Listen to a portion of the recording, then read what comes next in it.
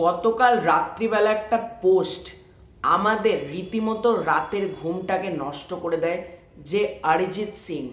দেখো, আমি মুর্শিদাবাদের ছেলে এবং আমাদের মুর্শিদাবাদের গর্ব হচ্ছে অরিজিৎ সিং। সত্যি আজকে তোমার জন্য গর্ব হয় অরিজিৎ সিং, আমি এটা বলতে চাই। আজকে সেই মানুষটা পোস্ট করে জানাচ্ছেন তিনি আর গান গাইবেন না প্লেব্যাকে। এটা সত্যি কালকে সোশ্যাল মিডিয়াতে আমি প্রথমে ভাবলাম যে এটা কি ভুলভালভাবে কোনো পোস্ট হয়ে গেছে। অনেকে আমাকে পাঠাচ্ছিল, তারপর আমি অনেক জায়গা থেকে পোস্ট দেখছিলাম। আমি প্রথমে ভাবলাম যে খবরের চ্যানেল, এদের কাজই তো হলো ভুলভাল খবর পাঠানো, তাহলে আমি ইগনোর করি। আমি ইগনোর করতে করতে আছি।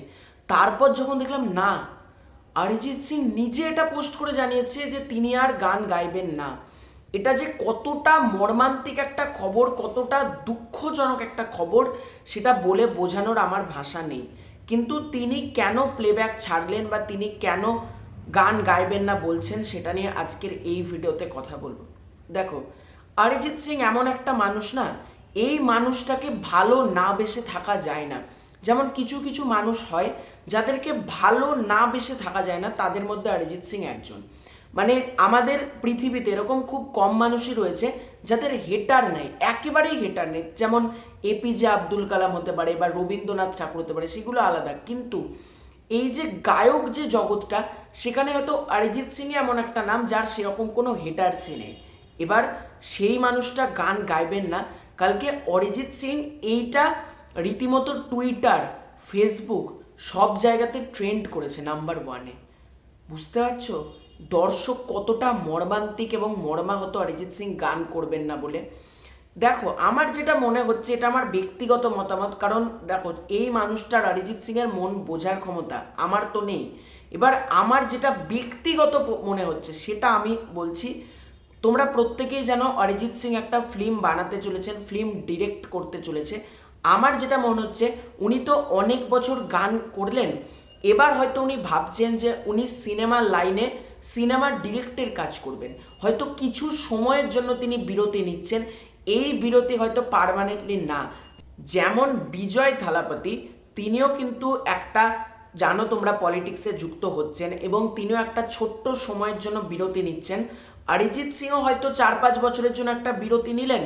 হয়তো সেই সময়টাতে তিনি তার ফিল্ম ডিরেক্ট করছেন, কারণ তোমরা প্রত্যেকে জানো কিন্তু অরিজিৎ সিং একটা ফিল্ম ডিরেক্ট করছে এবং এই ফিল্মে কিন্তু যুক্ত হচ্ছেন নওয়াজউদ্দিন সিদ্দিকী। এখন এই ফিল্মের যাবতীয় আপডেট আমার কাছে নেই, বাদ বাকি আপডেটগুলো যখন আসবে তোমাদেরকে নিশ্চয়ই আমি দেবো। কিন্তু যেটা বড় কথা, হয়তো আমার এটা মনে হচ্ছে উনি ফিল্ম ডাইরেক্টের দিকে মনোনিবেশ করতে পারেন এবং হয়তো 4-5 বছর তিনি ফিল্মের লাইনে থাকলেন, আবারও তিনি হয়তো আবার গানে ফিরলেন।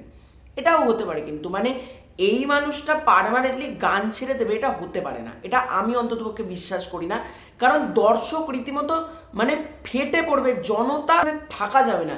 অলরেডি ফেসবুকে অরিজিৎ সিংকে ট্যাগ করে করে লেখা হচ্ছে যে ভাই তুমি গান ছেড়ো না, বস তোমার গান আমরা শুনতে চাই। কিন্তু একটাই খারাপ লাগছে যে উনি যেটা পোস্ট করলেন, আর কি শাহরুখ খানের গলাতে, শাহরুখ খান লিপ দিচ্ছেন অরিজিৎ সিং এর গলা পাবো না? সালমান খান, যার সাথে অরিজিৎ সিং এর একটা দ্বন্দ্ব ছিল, সালমান খানও অরিজিৎ সিংকে বুকে টেনে নিয়েছেন। আজকে সালমান খানের সিনেমাতে অরিজিৎ সিং গান করছেন। আজকে বাদ বাকি ছবি যদি বলো, দেবদা, জিদ্দা, তাদের সিনেমাতে কি পাবো না অরিজিৎ সিং এর গান? বা সৃজিত মুখার্জির ছবি, সেই ছবিতে কি পাবো না? সত্যি জানি না। শাহরুখ খানের কিং ছবিটা আসছে, আমি চেয়েছিলাম যাতে অরিজিৎ সিং এর একটা গান থাকুক, আমি জানি না থাকবে কিনা। মন প্রাণ থেকে চাই যত বছরেরই বিরতি নিক না কেন অরিজিৎ সিং আবার ফিরে আসুক যাতে গানের লাইনে। দেখো, অরিজিৎ সিং সিনেমা ডিরেক্ট করছে, ওয়েব সিরিজেও তিনি ডিরেক্ট করবেন, এটা তিনি বলেছেন। খুব ভালো কথা, আমি ওটাকে অ্যাপ্রিসিয়েট করছি। কিন্তু আমরা অরিজিৎ সিংকে কিন্তু ভালোবাসি গানের জন্য। অরিজিৎ সিংকে কিন্তু ফিরতে হবে বস, গান গাইতে হবে। অডিয়েন্স না তো প্রচণ্ড মর্মাহত হয়ে যাবে আমার এটা মনে হয়, এবং প্রচুর দর্শক অলরেডি মর্মাহত হয়েও গিয়েছে যে তারা রীতিমতো হচ্ছে অরিজিৎ সিং নতুন গান পাবো না। এর থেকে খারাপ খবর আর কি হতে পারে, তাই না? আমি একটা কথাই বলবো, তিনি সিনেমা ডিরেক্ট করুক, ওয়েব সিরিজ ডিরেক্ট করুক, খুব ভালো কথা, আমরা অবশ্যই সেগুলোকে অ্যাপ্রিসিয়েট করব। কিন্তু গান ছেড়ো না বস, তোমার গান আমরা শুনতে চাই। তো এটাই ছিল আজকের ভিডিও। তোমাদের পুরো ব্যাপারটাকে নিয়ে কি মতামত কমেন্ট করে জানিও। চ্যানেলে প্রথমবার হয়ে থাকলে চ্যানেলটাকে সাবস্ক্রাইব করে দিও। খুব শীঘ্রই দেখা হচ্ছে নতুন কোনো ভিডিওতে, ততক্ষণের জন্য বাই বাই।